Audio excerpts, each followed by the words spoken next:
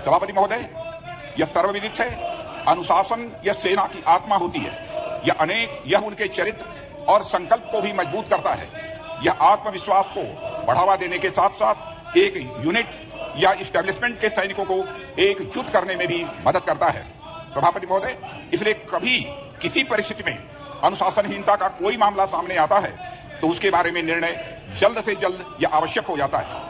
Inter services organisation command control and discipline bill 2023 किसी inter services organisation में discipline बनाए रखने के लिए त्वरित कार्रवाई किए जाने का एक प्राविधान करता है।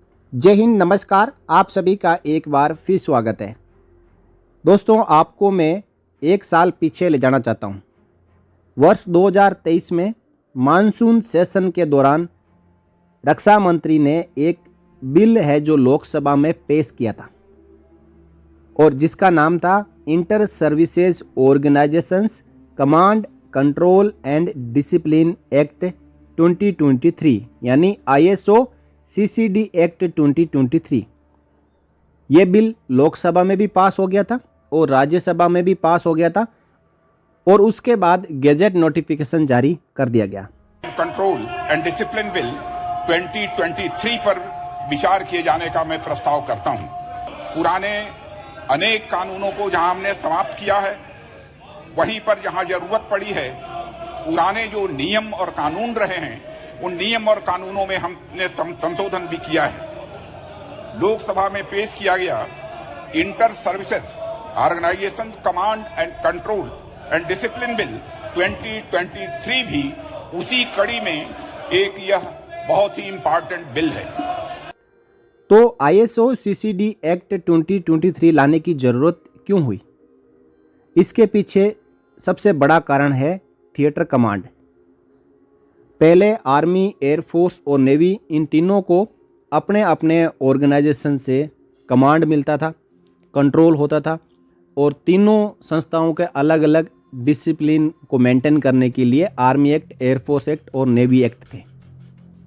अब आर्मी एक्ट, एयरफोर्स एक्ट और नेवी एक्ट जैसे पहले काम कर रहे थे वैसे ही करेंगे, लेकिन जहां पे थिएटराइजेशन हो गया, आर्मी, एयरफोर्स और नेवी के अधिकारी, जेसीओ और जवान एक साथ काम करने लग गए, उनके लिए एक नया बिल लाया गया ISO CCD एक्ट 2023।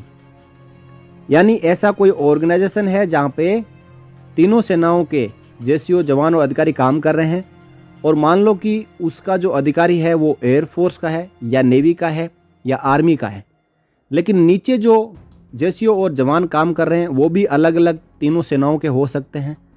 तो उस अधिकारी को अब अधिकार दिए गए हैं कि उसके नीचे यदि कहीं पे भी कमांड, कंट्रोल और डिसिप्लिन में कोई कमी आती है तो कोई भी जेसीओ, जवान और अधिकारी हो, उसके खिलाफ कोई कार्रवाई करनी हो तो उस अधिकारी को पूरा पावर है कि इस कानून के मुताबिक वो कार्रवाई कर सकता है।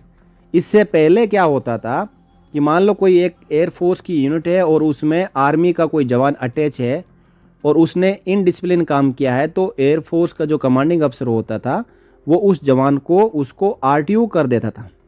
लेकिन अब RTO नहीं होगा, उसके खिलाफ वहीं पे इनडिसिप्लिनरी जो एक्शन है वो लिया जाएगा और ये एक्ट उस अधिकारी को एम्पावर करता है कि वो कार्रवाई कर सकता है। आप देख पा रहे हैं अपनी स्क्रीन के ऊपर एक गैजेट नोटिफिकेशन भी इसके ऊपर जारी हो चुका है और 10 मई 2024 को रक्षा मंत्रालय ने ये PI भी जारी करके ये बता दिया है कि ये जो कानून है ISO CCD एक्ट 2023 वो 10 मई 2024 से तीनों सेनाओं के लिए और इंटर सर्विसेज ऑर्गेनाइजेशन इनके लिए लागू हो चुका है। अब आगे बात करेंगे कि इस बिल के अंदर ऐसे क्या क्या प्रावधान है और रक्षा मंत्री जी ने जब लोकसभा में इस बिल को पेश किया था तब अपने स्पीच में क्या कहा था। तो आगे इस वीडियो में आप इस पूरे बिल को समझें और सभी जेसीओ, जवानों और अधिकारियों की जानकारी के लिए इस वीडियो को ज़्यादा से ज़्यादा शेयर करें। आपने बिल का नाम तो सुन लिया, inter services organisation command control and discipline bill 2023। यानी ये बिल है तीनों सेनाओं के बीच में कमांड, कंट्रोल और डिसिप्लिन को बनाए रखने के लिए लाया गया। The Lok Sabha has pass the inter services organisation command control and discipline bill 2023।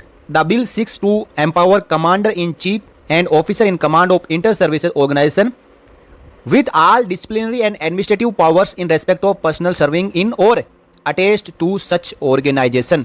सबसे बड़ी विशेषता यह है कि ये bill commander in cheap and officer in command OIC और CC को ये पावर देता है कि तीनों सेनाओं में यदि कोई जवान इनडिसिप्लिन काम करता है तो उसके अगेंस्ट डिसिप्लिनरी और एडमिनिस्ट्रेटिव एक्शन कैसे लिया जाए।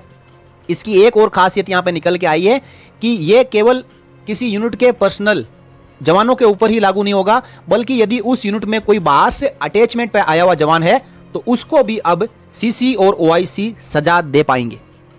इससे पहले यदि कोई जवान किसी यूनिट में अटैच होता था तो उसको उसकी पेरेंट यूनिट में इनडिसिप्लिन ग्राउंड के ऊपर वापस RTO कर दिया जाता था और इसको सजा देने का अधिकार उसके खुद के कमांडिंग ऑफिसर पर भी होता था। लेकिन अब यदि कहीं पे अटैच है जवान और वहां पे इनडिसिप्लिन काम करता है तो उसको सजा वहीं पे मिलेगी, उसको RTO नहीं किया जाएगा। चलिए आगे समझते हैं। Currently the arm forces personnel are governed in accordance with the provisions contained in their specific service act. सबसे पहले army act 1950, navy act 1957 and air force act 1950। The enactment of the bill will have various tangible benefits such as maintenance of effective discipline in inter-services establishments by the heads of inter-service organizations, no requirement of reverting personnel under disciplinary proceedings to their parent service units, expeditious disposal of cases of misdemeanor or indiscipline, and saving of public money and time by avoiding multiple proceedings। आप समझ गए होंगे army act, army navy act और air force act में ऐसा प्रावधान नहीं था कि कोई जवान यदि बाहर से आया हुआ है, अटैचमेंट पर आया हुआ तो उसको वहीं पे सजा दी जाए। लेकिन ISO CCD बिल में ये प्रावधान कर दिया गया है, जिससे यहाँ पे रक्षा मंत्रालय द्वारा ये एक्सप्लेनेशन दिया जा रहा है कि इसकी वजह से जो इनडिसिप्लिन सोल्जर्स को पहले उसकी यूनिट में भेजा जाता था तो उसके ऊपर यूनिट में आने जाने का और उसको इधर उधर भेजने का खर्चा होता था, लेकिन अब पब्लिक मनी बचेगी और टाइम भी बचेगा। यदि कोई गैर अनुशासनात्मक काम करता है जवान तो उसको वहीं के वहीं सजा दी जाएगी। तो जो heads of inter services organisation है उनको अब पावर दे दिया जाएगा कि वो उस जवान को वहीं पे सजा दे। The bill would also pave the way for much greater integration and jointness among the three services, lay a strong foundation for creation of joint structures in times to come and further improve the functioning of the armed forces। आपने theatre command का नाम सुना होगा। जल्द ही कई command को मिला के एक थिएटर कमांड बनाया जाएगा जिसमें तीनों सेनाओं के अफसर होंगे, आर्मी, एयरफोर्स एंड नेवी के, और जो सीनियर ऑफिशियल्स है तीनों सेनाओं के उनकी वर्दी को भी एक कर दिया गया है ताकि वहाँ पे सर्विस करने के दौरान ऐसा महसूस ना हो कि ये आर्मी का है, ये एयरफोर्स का और ये नेवी का है।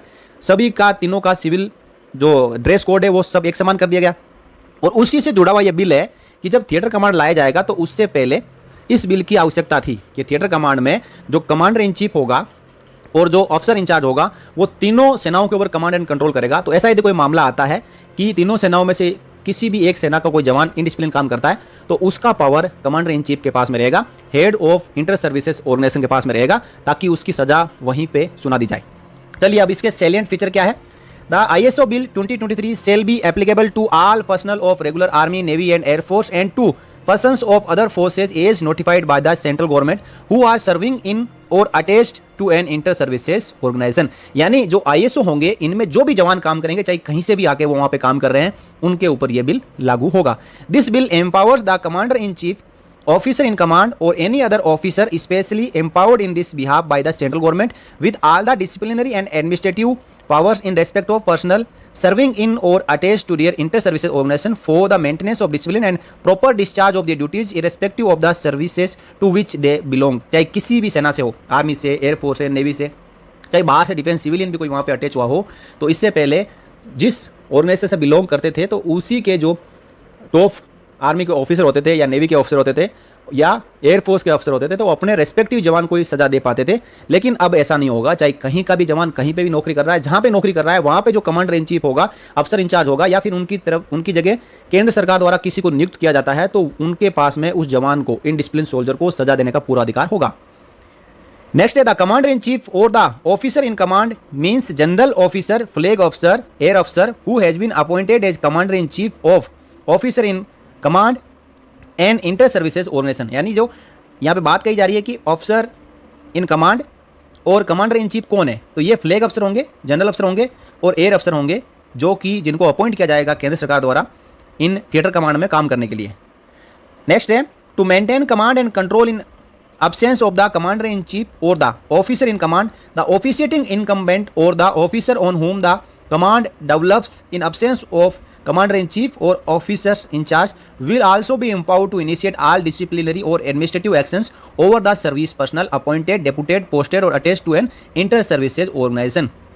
सिंपल है, जैसे अभी समरी पावर में दिया हुआ है कि यदि कमांडिंग अफसर नहीं है तो ऑफिसिएटिंग जो कमांडिंग अफसर होगा वो कितना सजा दे सकता है, उसी प्रकार कमांडर इन चीफ या ऑफिसर इन कमांड ये नहीं रहेंगे, उनकी जगह कोई ऑफिसिएटिंग कर रहा हो तो वो भी सजा दे सकता है, ऐसा इस बिल में प्रावधान किया गया है। The bill also empowers the commanding officer of an inter services organisation to initiate all disciplinary और administrative actions over the personnel appointed, deputed, posted और attached to that inter services organisation for the purpose of this act. Commanding officer means the officer in actual command of the unit, ship और establishment. Commanding अफसर मतलब rank चाहे कोई भी हो, लेकिन जो एक्चुअली कमांड कर रहा है वो उसको कमांडिंग अफसर का नाम यहाँ पे दिया गया है, और वो इन जवानों के खिलाफ जो भी इनडिसिप्लिन सोल्जर होंगे उनके खिलाफ डिसिप्लिनरी प्रोसीडिंग इनिशिएट करेगा।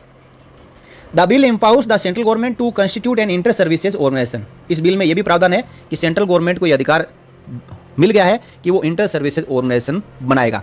कंट्रोल एंड डिसिप्लिन बिल 2023 पर विचार किए जाने का मैं प्रस्ताव करता हूं। इसी के साथ ही माननीय सभापति महोदय मैं अपने कुछ विचार भी इस संबंध में व्यक्त करना चाहता हूं कि हमारे प्रधानमंत्री श्री नरेंद्र मोदी जी के नेतृत्व में सरकार लगातार नए नए रिफॉर्म्स के माध्यम से राष्ट्र को सशक्त बनाने की कोशिश कर रही है, और सारा देश जानता है कि पिछले कुछ वर्षों में सरकार ने लगभग हर क्षेत्र में नई नई पहलें की हैं। पुराने अनेक कानूनों को जहां हमने समाप्त किया है, वहीं पर जहां जरूरत पड़ी है पुराने जो नियम और कानून रहे हैं उन नियम और कानूनों में हमने संशोधन भी किया है। लोकसभा में पेश किया गया inter services organisation command and control and discipline bill 2023 भी उसी कड़ी में एक यह बहुत ही इंपॉर्टेंट बिल है।